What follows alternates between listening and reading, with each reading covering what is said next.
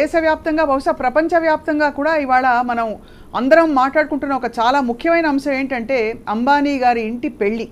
ఈ పెళ్లి చాలా హడావిడిగా సందడిగా అంగరంగ వైభవంగా జరిగింది. ఇది అందరూ ఎదురు చూసిన ఒక పరిణామమే. అయితే కొంతమంది బహుశా తెలుసుకుందామని అనుకుంటున్న విషయం ఏంటంటే ఆషాఢ మాసంలో మామూలుగా పిల్ల అంటే ఇంటి కోడలు కూడా అత్తవారింటి నుంచి పుట్టింటికి వెళ్ళడం మన ఆనవాయితీ. అటువంటిది ఆషాఢ మాసంలో ముహూర్తాలు ఎలా వచ్చాయి?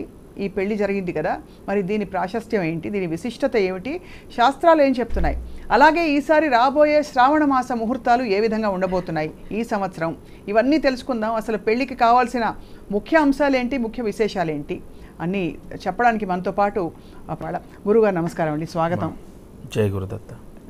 మొట్టమొదట గురుగారు, ఆషాఢ మాసంలో పెళ్లి జరగడం అంటే అది కొంచెం మామూలుగా తరచుగా చూసే పరిణామం కాదు.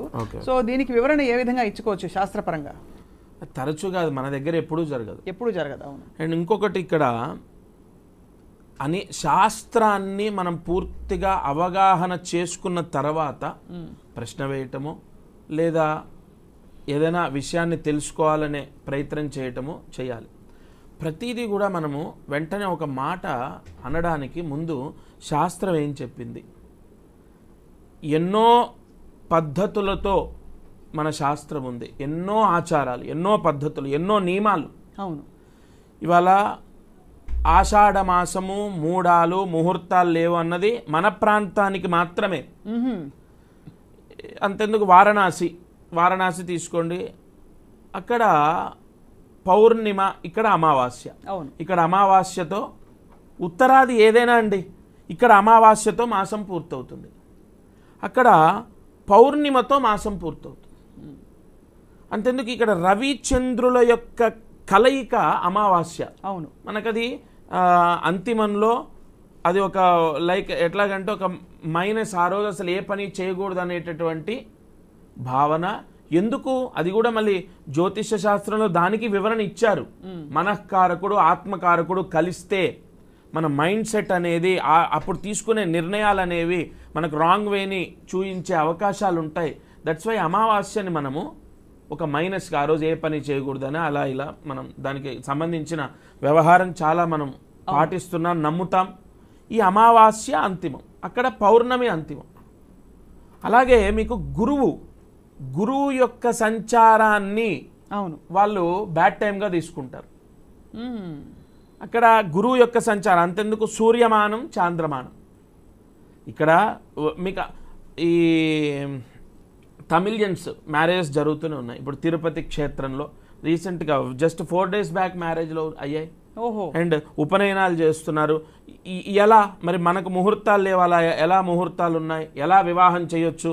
మరి మీరు అడిగిన ప్రశ్న, అంతటి శ్రీమంతుడు ఎంతో అంగరంగ వైభవంగా వివాహాన్ని చేశారు, మరి ఏది పాటించకుండా చేస్తున్నారా?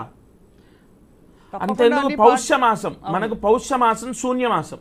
పౌష్యమాసంలో ఉత్తరాది ప్రాంతంలో ప్రతిష్టలు, దేవాలయ ప్రతిష్టలు చేస్తారు. అవును.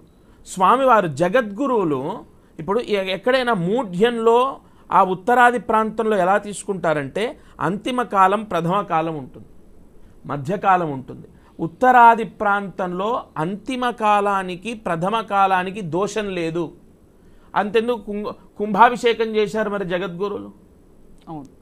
కాబట్టి ఇక్కడ ప్రాంతాన్ని బట్టి ఖచ్చితంగా ముహూర్త భాగం మారుతుంది. ఎలా అండి?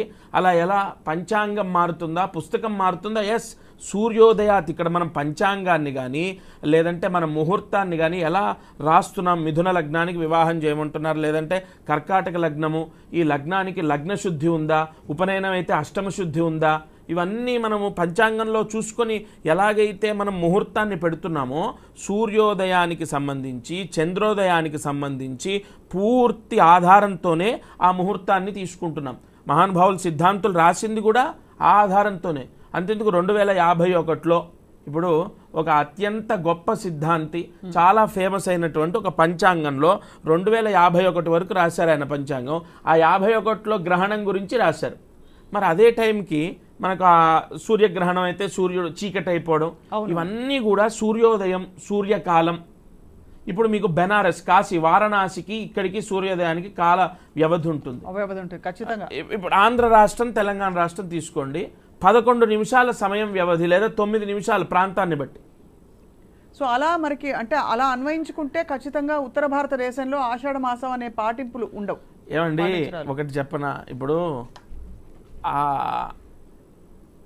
కొన్ని మాసాలు, ఇప్పుడు మన కార్తీక మాసం ఉంది, చాలా పవిత్ర మాసం అని విపరీతమైన ఉపవాసాలు, తల స్నానాలు, దీపారాధనలు ఎన్నో చేస్తుంటాం కదా.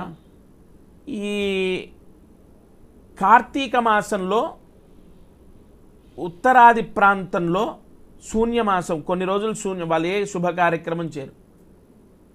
తులసీ కళ్యాణం, కలికి ద్వాదశి అని మనం తీసుకుంటాం. ఆ ద్వాదశి పూర్తయ్యేంత వరకు వాళ్ళకు అది అంటే ఆ టైం అనేది అంత శుభం కాదు శుభ కార్యక్రమాలు చేయడానికి. మరి కార్తీక మాసం పర్వదినం కదా. అవును, ప్రాంతాన్ని ఇప్పుడు పుట్టినవేం కాదు, పూర్వం నుంచి ఆ ప్రాంతాన్ని బట్టి నదులు. కానీ అప్పుడు పూర్వం ఇన్ని ప్రాంతాలు లేవు కదా గురుగారు, అంతా కూడా కలగలిసి ఉండేది. అప్పుడు ఎలా ఉండేదంటే ఇప్పుడు నదులను బట్టి, ఇప్పుడు అంత ఎందుకంటే గోదావరి పుష్కరాలు వచ్చాయి. గోదావరి పుష్కరాలు వచ్చినప్పుడు ఆ ప్రాంత వాసులు ఆ సంవత్సరం మొత్తం వివాహాలు చేసుకోకుండా ఉన్నవాళ్ళు ఉన్నారు. అంటే నదీ ప్రాంతాన్ని బట్టి కొన్ని ఆచారాలు ఉంటాయి. సో ఆచార వ్యవహారాలు అప్పటి ఇప్పుడు మీరు కొండ మీద నివసించే వాళ్ళు ఉన్నారండి, 6వ నెల ఇప్పుడు గర్భిణీ స్త్రీలు ఉంటారు, 6వ నెల వారు ఒక సూర్య భగవానుడికి ఒక నైవేద్యం పెట్టి స్వీకరించాలి. కొండ ప్రాంతం వాళ్ళు ఇలా చేయాలని.